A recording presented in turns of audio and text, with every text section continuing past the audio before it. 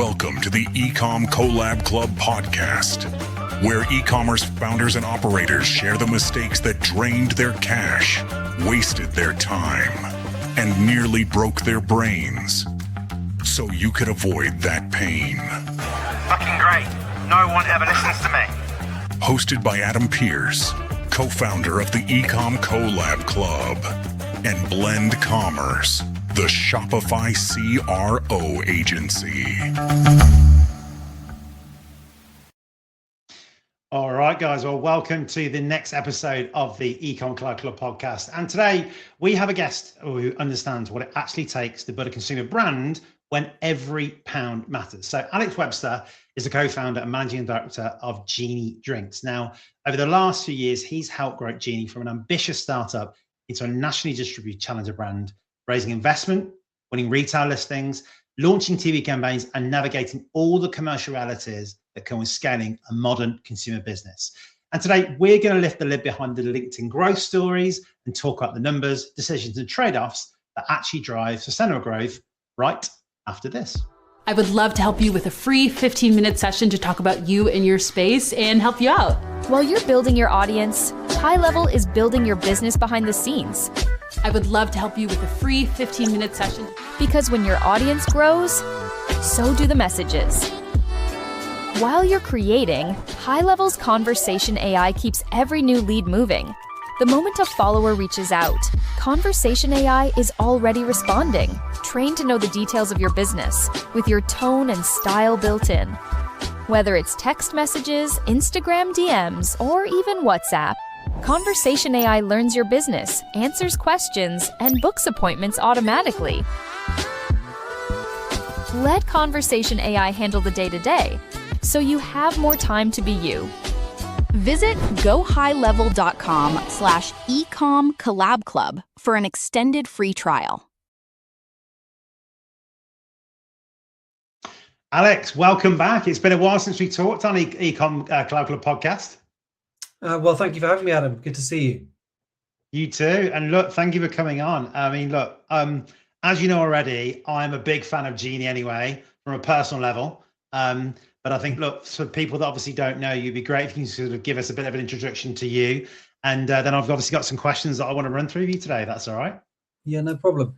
We'll start at the beginning. I'm the co-founder of Genie, which I launched with an old friend of mine, to deliver delicious adult soft drinks for people who were wanting to drink less alcohol, basically, realizing that that there weren't that many options, especially in the on-trade, when you've been in a pub or a bar or a hotel, and there just, quite frankly, still aren't particularly many soft drinks for you to choose from, or non-alc drinks. Now, obviously, the growth of non-alc beers happened in the meantime, which is great. I do love a non-alc beer occasionally, but not everyone loves beer. Not everyone loves the flavour of beer. So we're here to help those who would like a delicious, I suppose, fruity flavoured soft drink instead of an alcoholic drink. Fantastic. And look, Alex, we were talking obviously before we went live about various different channels, and obviously as an e-commerce business, the importance really, I suppose, of looking across all those different channels and how that impacts on the P&L. I today obviously want to get into talking about quite a lot of that information, but I think probably just to kind of start us off with, thinking obviously about the business as it stands today, what's the number that you personally care about most every morning when you open up your laptop? I was a bit addicted to the ranking on a very famous platform where we came in the category. I used to look at that every morning. I still do. In the kombucha category, because that's our current SKUs live on that platform. I look at that. I also look at in our sort of B2B system, there's a wholesaler that has a ticker on it in terms of stock left in their warehouse, and they won't publish me a live. They don't publish sales live to me, but I'm selling to them wholesale. So I can see how many are sold every day by keeping my own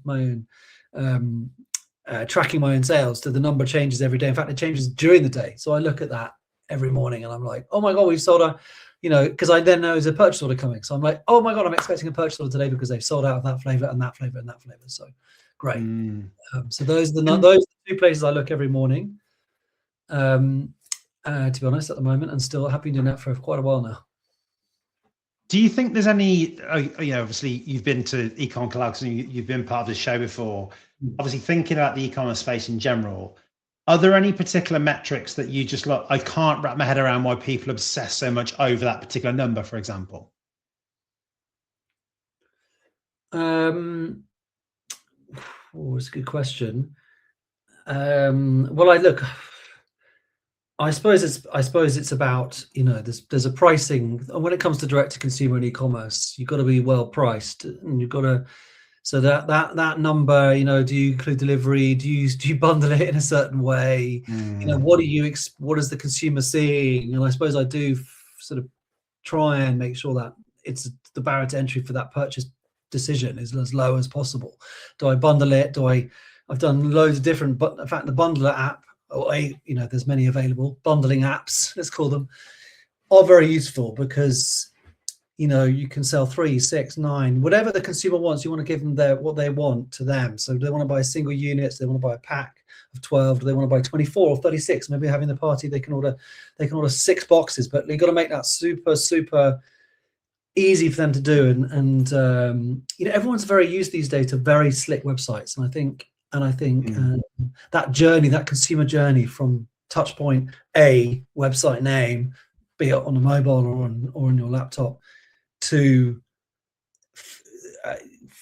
that purchase journey to potentially a Shopify exit, but it's got to be Apple Pay. It's got to be it's got to be super easy because I'm so used to it now, and it's just got to be see it, add the number I want to the basket, buy it, and keeping that process really slick and short. I think, look, it's good you mentioned Shopify so early because, look, ultimately, a lot of people listen to this podcast. Shopify will be part of what they do for everything. But I think what would be good to do is, obviously, if you could maybe break down for us, because, look, Shopify is obviously part of Genie and one of the channels that you sell through. Yeah. Take us through kind of, I guess, the view of the whole business here of, I guess, where does your revenue come from? And again, not percentage-wise, but look, the different channels that you effectively sell through. Yeah, I suppose there's online, which is a large part of our sales now, through our website, through platforms like Amazon and other platforms bolt onto Shopify, like Fair. So those online, you've got to play. People are sort of very used to sort of traveling around the internet to check pricing and check is there a delivery included or not, depending on which or is there a discount code they can get off certain places. So they travel around the internet to find the same product, and we are available there as many platforms via our Shopify website as we possibly can in terms of online retail. We're in independent retail via wholesalers basically, and those wholesalers deal with independent high street shops that potentially aren't the big 5 supermarkets. So think of your high street. If you don't, what other shops are on the high street that aren't supermarkets? Well, there's plenty of kind of smaller grocery stores, those kind of places. That takes up another third of the business, and that could be a farm shop, that could be a cafe. Well, farm shops, that kind of independent retail bit, not necessarily the cafes. And you've got the on-trade as well. So the on-trade being cafes, bars, hotels, restaurants, pubs.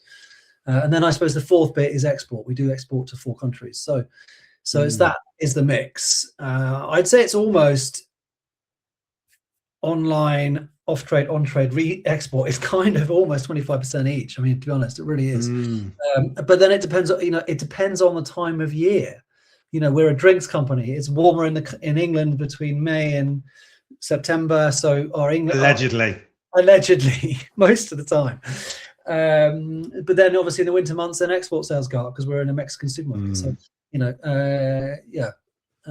and things like dry January is a big thing, and that's winter. So there's big spikes.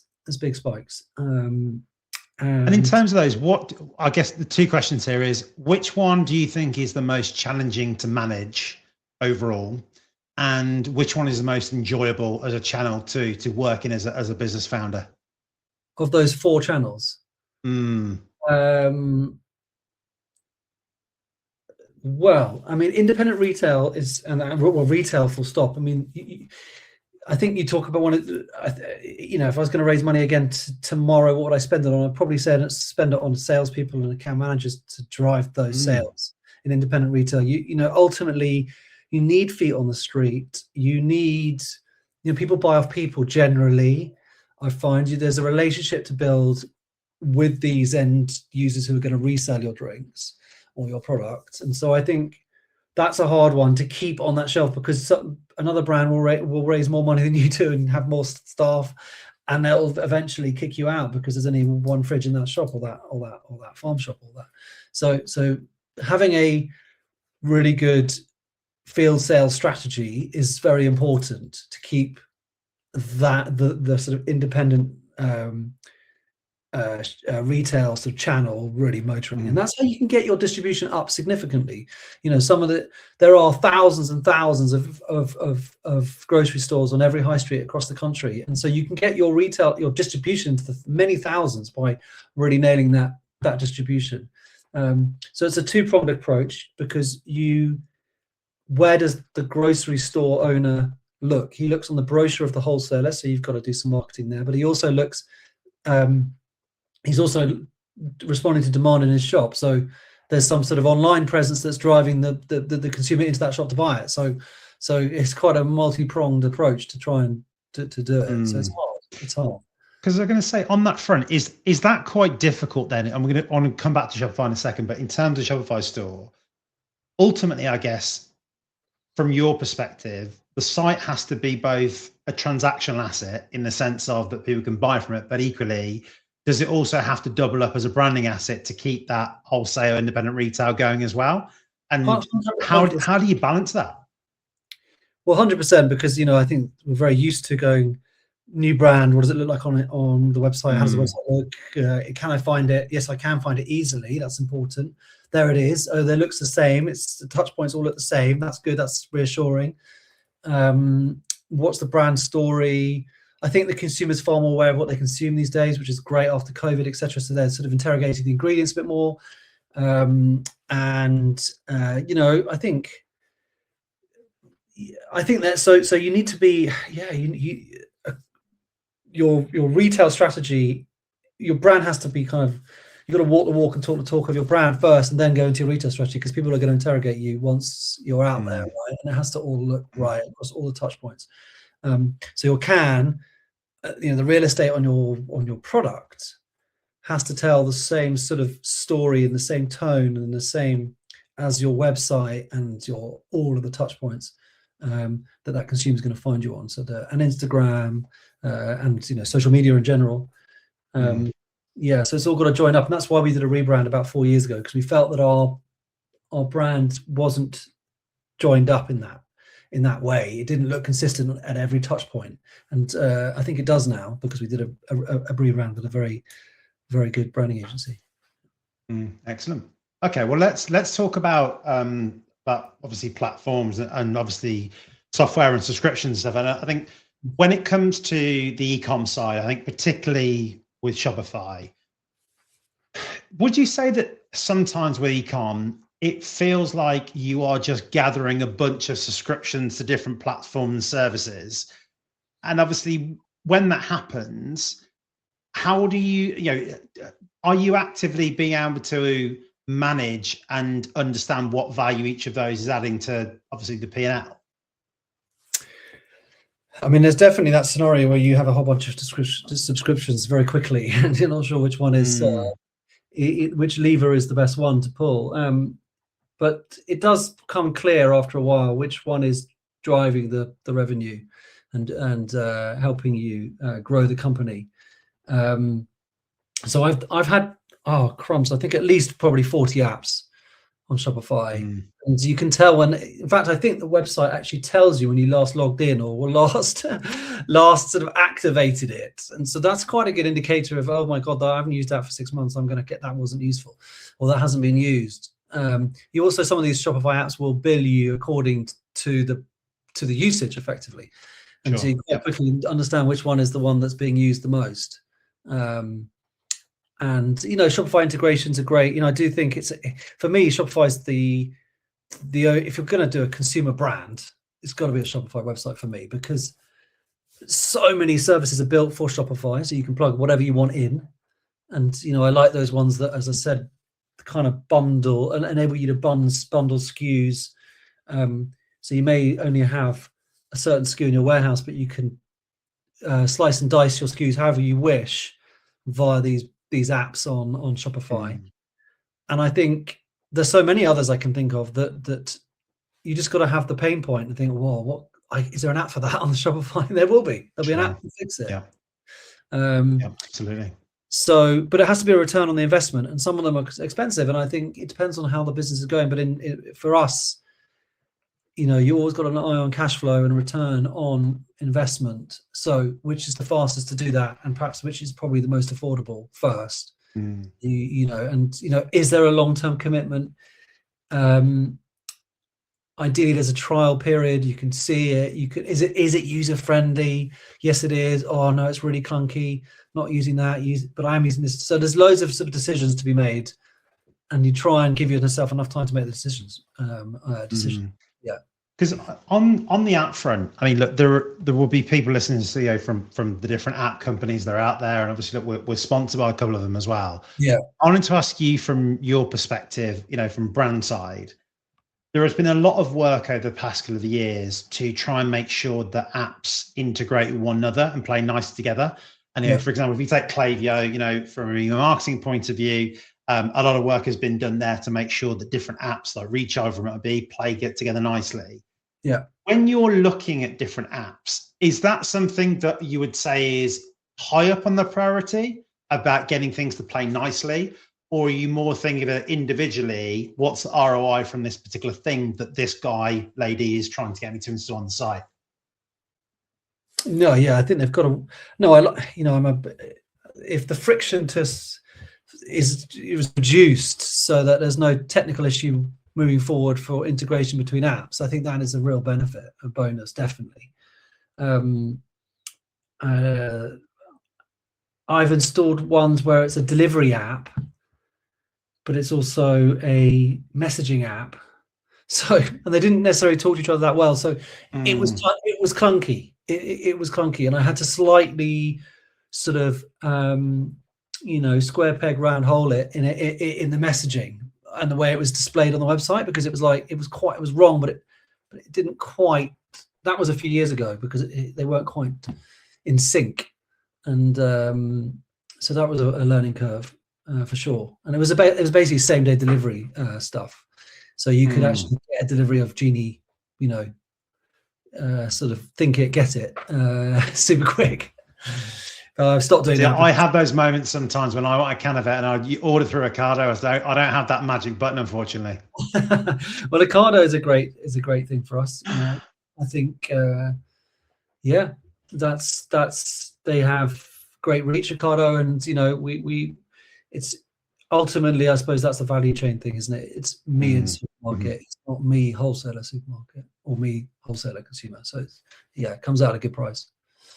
Cool. Let's talk about costs for a second now, because again, before we were talking about this sort of my view that there's a perception that to be an e-commerce brand, it's kind of this like cool, edgy, everything comes through my website. The reality is, about 95% of the businesses that we work with as an agency, Shopify is one of many channels.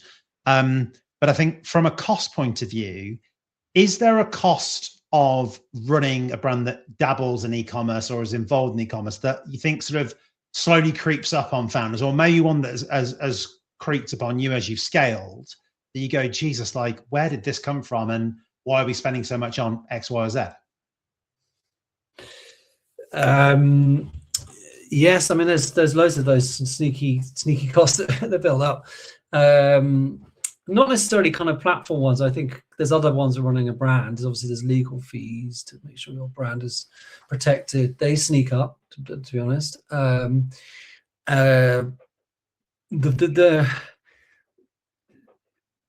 think, I mean, just in terms of like, the more I sell, obviously, the more I've got to make. So it's kind of a cash flow thing as well. Like, you've got to make sure that you've got the funds to make it quicker. So that's important, the business model and how you're doing that. Advertising costs go up and don't always the return on investments takes time, so those costs can really grow. And you have ambition at the beginning, and it just takes time to build it online and on these platforms, and so that can be painful, and that can sneak up that cost. The budget per day. So I think that's probably my answer for now. Yeah. Thank you. Okay, cool. So if, let's have an example, I was feeling generous, and if I had 100 grand, which I don't, and I gave you 100 grand for Genie, where would you put it right now? I would put it into, well, it's basically laser focused on sales and marketing, right? I mean, the business model I've set up means I can do that. I don't have to spend it on the cost of goods. So really it's laser focused on sales and marketing. Now, probably it's basically headcount to do that feet on the street piece in the areas that you want to do it. So that's 50 grand at least on 1 or 2 people, 1.5 people doing that. And then I'd probably spend it on advertising in channels, so in wholesale channels, but then also on Shopify channels, well, website channels. So I'd do a sort of marketing push, both B2B and B2C for the split. So probably half on people and half on advertising, B2B and B2C. Yeah. Excellent. Thank you. Right, guys, we will be back after this very short ad break. So no, I haven't just gone and done a quick outfit change, which much so I'd like to, but this is an ad. Now, as many of you know, when I'm not interviewing e-commerce legends like on this very show today, I am running Blend Commerce, the CRO Shopify agency. And really over the past 10 or so years, we have been working with over 350 Shopify brands and helping them get customers to buy more, buy now, and buy again. So if you are a brand that is looking at how to make real impact on your Shopify store by increasing your revenue per session, well, we're the guys to talk to. And recently, we've just been crowned the Global CRO Agents of the Year 2026. Now, if you want to know exactly where you guys are from perspective of buy now, buy more, and buy again, all you need to do is go ahead to blendcommerce.com and click on the top right-hand corner where you will see a link to CRO benchmarks. In there, you can enter some details and we'll tell you exactly where you are and what you need to do. All right. So, Alex, I want to talk about customer acquisition now. I think, look, it genuinely is a topic that gets into every single e-commerce conversation, paid ads and AI. Do you think that it has genuinely become harder to use as a tool to drive traffic? Or do you think that there has just become far too much dependence on paid media from the heyday of maybe 4 or 5 years ago when it was really, easy and cheap? Good question. Customer acquisition. It's hard and expensive. I mean, you got to obviously that is you got to have a good SEO strategy. You've got to have a very good so paid media. Absolutely, I do use consultants for some of that, I have to admit, and I think it has got a lot harder as people have. There's a far more brands than there ever were, right? I think that's one problem. Full stop. Not just in drinks, but in everything. So that's harder. I think AI. I think you've just got to. For me, AI. It goes back to the traditional way of doing things, which is making sure your website's up to date. You're doing blogs. Your content is clean. It's very similar to the Google days of making sure your website was searchable on Google, right? I think it's the same. It's just it's got a basic new name. Principles again. Basic principles, and I think keep it updated, keep the content coming, and keep trying to be relevant the whole time, and find many ways to sort of to talk about your own product. And I suppose AI can help you be creative, right? And then that's certainly true, and that you can execute. You can see what an idea looks like in your head, obviously, very quickly on AI, which is really handy. But I think also people are quite, I've spent it in traditional ways to try and capture the consumer, but actually these days it's getting really hard because there's so many places our eyeballs are distracted by, and where do you spend your money? I mean, that is a big question. I don't have the answer, I don't think, right now, but it's an ongoing process. I'll let you know. Yeah, definitely. And I mean, on the AI point, I can say I can't really do a podcast on e-com and not talk about it. Well, the question I ask for you is not so much, I guess, of how you're using it, more of the sense of, but you as someone who's running and managing that brand, what's the one thing that you would love AI to be able to do and help you with right now? I think this probably can do it. I think it's a TikTok shop, for example, that you need to be active. That's a full-time job, right? Running a TikTok channel. So I think AI could probably do it for you in terms of, I want to do 4 posts a week. Sorry, not to say videos, maybe probably better for Instagram. But I want to do, I don't know, static videos. I feels to be its sweet spot at the moment, or static photos. I want to do, 2 posts and 2 stories a week. Here is the calendar of things I want to talk about in the round, but actually, can you put some context around each of these? And potentially, here's some inspirational images, but can you go out and create the image based on this idea I've had? And here's an example. I think that's where AI can help someone like me who's running a company on a bit of a shoestring. So that's really helpful, because you don't need necessarily, and I hate to say it because I love working with people, but in the old days, that would be done by somebody, a social media agency, who's doing that for you. But now, actually, I mean, I think the consumer maybe would prefer that. They want to see human copy and human taken photos, but beggars can't be choosers. I'm just being honest. At the moment, my marketing budget is pretty small, so the marketing budget is like, well, what can I spend it on? And that's, AI has enabled me to be more productive for less money, for less cost, and that is AI in a nutshell, isn't it? It's allowing us to be more productive, much quicker, and much in a much more affordable way. So I'd say that's how AI could help me moving forward.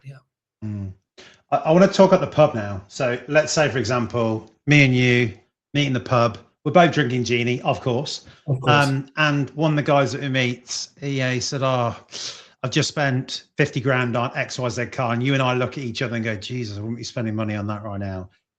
In terms of a conversation with other brand founders, or looking at brands of what they're spending on, do you ever think about brands like, geez, why are you spending so much money on that thing?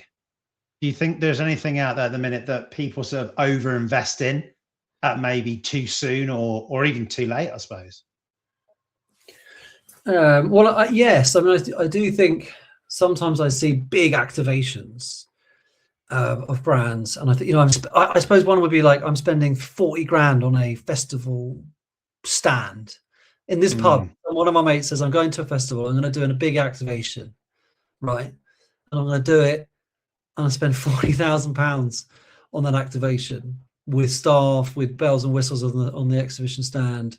It's going to be awesome. And I agree, that would be awesome. And I would say that is awesome, but you've got to get the most content you possibly can out of that for that to be worth it. Like, you've got to skin that cat big time, because ultimately, you're not going to get the return on the investment from those 5,000 consumers that go past that stall and see you, or that activation. It's just not going to happen. And maybe that person in the pub saying, I'm doing 3 festivals, and I'm spending 20 grand on each. And I say, whoa, if you're going to do it on one and go massive, I'd recommend going really big on one rather than medium on 4. And obviously, you're going to have to try and get as much content out of that activation as you possibly can. When I sometimes see activations and I think, God, that must have cost a fortune, and you know, it's already looking outdated within 24 hours. You're thinking, and it's also sometimes these activations, and no brand, I think all brands do it very well, but like there are some examples where you think that has been done 5 times before, and maybe that's not that inventive, but they've done it, and I'm sure they've got reasons for doing it that way. In that pub, I would warn anyone spending huge amounts of money on activations, and spend it on buying Genie instead. You can tell me about it. Yeah, exactly. I love it. In terms of obviously spending it, and I guess look more broadly making decisions. When you run a business, obviously you have to make short-run, long-term decisions. Have you ever done something you think could have in the history of Genie where you said, look, actually in the short term, made a decision here that hurt us from a growth point of view on a shorter run, but in the longer run, it absolutely was the right thing to do? Because I think a lot of founders kind of, find themselves in a position where they're thinking, look, I'm under pressure, sort of to keep chasing the bigger numbers, and you need to kind of do something that gives you pain now, but there's a return in the longer point. Yes. It comes down to that kind of the ease at which a consumer can get hold of Genie. And I've traditionally been in 12 packs, and moving suppliers who could do more iterations of Genie. So you can now buy Genie by the single can, by the 3-pack, by the 6-pack, by the 9-pack, by the 12-pack, by the 24-pack, or by the 36-pack. You name it, you can buy it. But that process took 6 months, and I had to change suppliers, and I lost out in the short term because I was out of stock basically. But now there are many more, and I'm sort of more available because those SKUs pop up in more places. So I'd say that was a decision that short-term pain, but medium to long-term gain.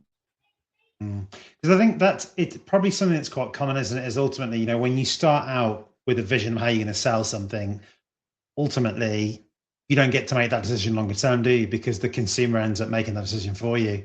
And if you don't go with them, you sort of fight against it. And I think, we've seen very much the same thing, particularly with the kind of subscription brands that we work with, in that we've got a couple that we work with whereby the vision is, look, every single customer that comes on site is having a subscription from day one, and they continue to then be a customer for between 12 and 18 months. The reality is, I think sometimes is that actually customers show with their wallets that they want to do that, or what they want to do is buy a single purchase first and then migrate to subscription. But it's quite a scary thing to do, because obviously if you're looking from the LTV perspective, and you'll be, especially if you're, being funded, you've got to show that trajectory. It's a tricky one to call, isn't it? It is. I love subscriptions, obviously, for obvious reasons, we drove subscriptions through Shopify for many years, and it just became, So I mean, you can now subscribe for more SKUs, which is great. I think when you're selling drinks, we have 2 consumers in our heads, two profiles, and one is younger than the other. One is a young professional, one is like the head of the household, and the young professional perhaps doesn't have the space in the house to order cases of drinks. So ultimately, so we thought we need to make it easier for people to get hold of these drinks, not necessarily in bulk, but in shorter, in smaller packages. So that was the reason for doing that. But subscriptions, I need to, again, it's a marketing budget, and I need to raise that marketing budget to crack on and build that subscription base again, by promoting it as much as I can. Okay, well, Alex, I've got one last question before we go our separate ways today, and that is, there will be probably people listening to this podcast who are running a brand. Maybe they feel like they are working harder than ever, they're spending more than ever, but somehow making less money than they were maybe a couple of years ago. Where do they start, or what's the first thing you'd want them to do tomorrow morning when they open their laptop? What should they be looking at? How should they be making a plan? It's a big question, isn't it? I mean, you've got to keep an eye on your costs in terms of the sort of value chain of delivering to someone's door. Ultimately your 3PL cost, the cost through someone sees it on Shopify, buys it through Shopify. That's great. That order goes somewhere. There's a pick and pack, presumably. Are you on the right tariff for the delivery bit? So just keep an eye on all those things, because you get different. This pricing does change, and you can suddenly find you're paying more than everyone else, and that's not ideal. Suddenly you talk to someone over a water cooler at an event, and you're shocked by the price they're paying for the delivery of their product. So you just got to keep an eye out and make sure that you're always up to date with all those kind of costs, I think, and in the value chain, and just make sure your margin is protected, and that obviously you're trying to grow the margin, right? So that's important. Absolutely. Yeah. Grow the margin and then grow the sales, and then everyone's happy.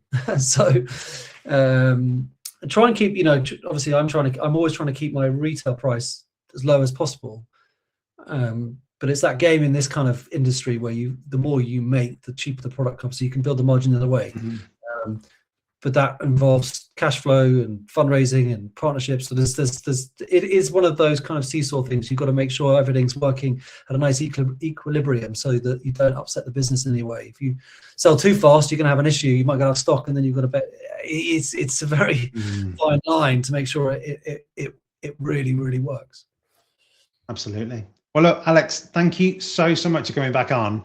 I know it's been a while since we had you on, so really good to have you back. And look, if people obviously want to find out more about Genie and connect with you, where should they go? What should they do? Well, check out the website, geniedrinks.co.uk. Send me an email via that website. That's no problem. Or LinkedIn. You'll easily find me, Alex Webster, on LinkedIn. So thank you, Adam. Thanks for having me. And your first introduction to the show, I really resonate with that messaging. I have been on the front line of this industry, trying to grow a brand, build a brand and grow it. And I built one, and I'm trying to grow it, and it's hard yards, but it's so you just got to be quite resilient and get best in class advice from people like you. So yeah, thank you. Thank you, Alex. And look, pleasure to have you on, and thank you for a really good way to end. And I think, guys, look, thank you so much for joining. Hopefully you've liked what we've listened to today. And if you do give us a like or a follow on the listening platform of your choice. And we'll be here again, same time next week with the Ecom Collab Club podcast. Cheers. Thanks for listening to the Ecom Collab Club podcast. Make sure you like, subscribe, and join our community at ecomcollabclub.com/community.